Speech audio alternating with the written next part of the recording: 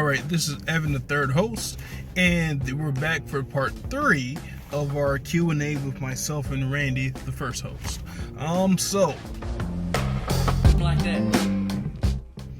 My favorite place to shop, which may be surprising and may upset some people in the audience, but honestly, my favorite place to shop is Amazon.com because they have the best deals, and with what's going on in the world right now, I see the importance of having that Amazon Prime.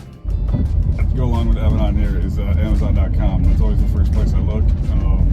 It's super easy. They have pretty much everything, especially with everything going on right now. It makes it super easy to get stuff for the house, for the home.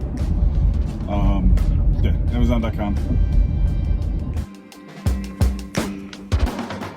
And my favorite comic book character would probably be I would go my boy Moon Knight. Moon Knight is a kind of obscure, maybe C-D-list character, but to me he's my favorite one because he has a very interesting backstory. You should look it up. And people like to say he's like the Marvel version of Batman, but they're completely different. The only thing that they have in common is that they both they're both crime fighters, and they both were rich at some point in their lives. Favorite comic book character of all time? I'd have to go with Spider-Man. Spider-Man's probably one of the first characters that got me into comics and got me into comic book movies, especially in the Tobey Maguire days. I remember watching the Spider-Man cartoon on Saturday mornings.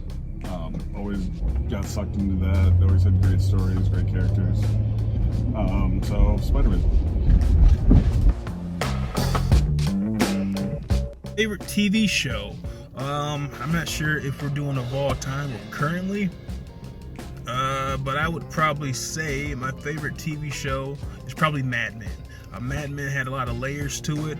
It really talked about how life in the 60s was the same that it is now in a lot of ways. People went through the same things that we're going through now, but in the 60s they just had to hide it, and it was very close community in a closed world, and the writing on it was exceptional. You'd have to go with The Sopranos.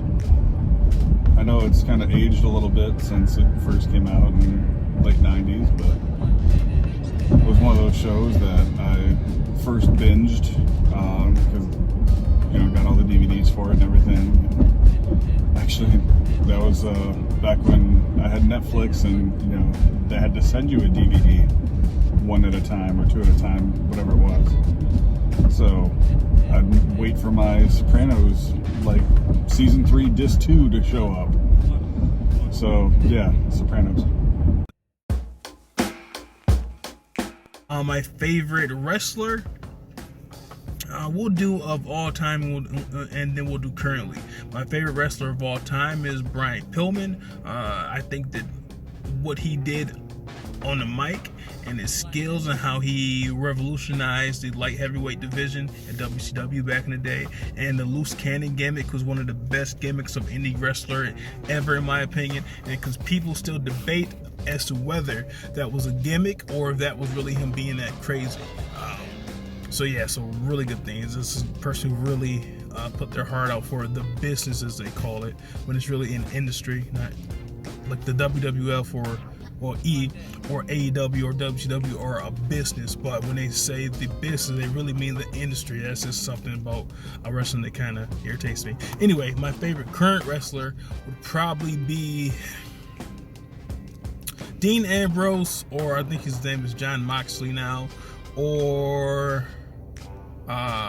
Bianca Belair from NXT. Yeah, let's say let's take out Jon Moxley and just do Bianca Belair, because she is amazing. What she can do in the ring is something that I haven't seen anyone do before, and a match of her charisma and her in-ring charisma is and aided with her promo charisma, and then her moveset are astounding. Go on all time, I'd have to say Roddy Piper.